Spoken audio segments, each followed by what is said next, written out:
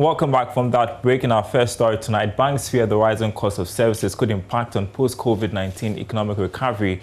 Speaking to Joy Business at the Maiden Money Summit in Accra, Chief Executive of FBN Bank, Victor Asante, said the situation can be controlled if necessary measures are put in place. Here's a report.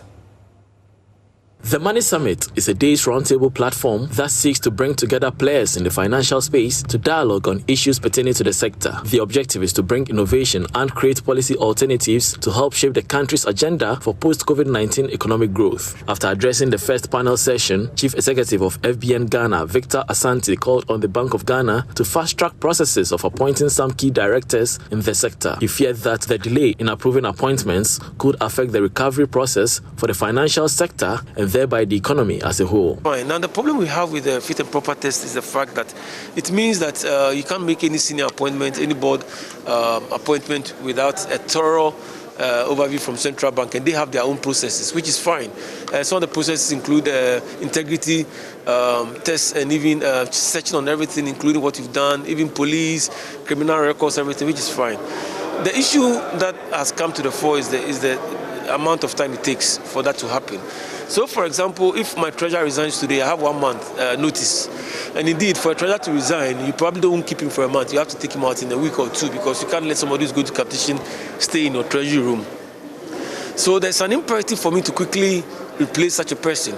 So when I identify somebody probably in a month, I expect that Central Bank will also move in a month or two to get closeness. But sometimes you are taking 3, maybe 4, maybe 5, maybe 6. And there's a reverse risk there because if you don't have a competent person manning your treasury, what you have is that you probably have genius manning it.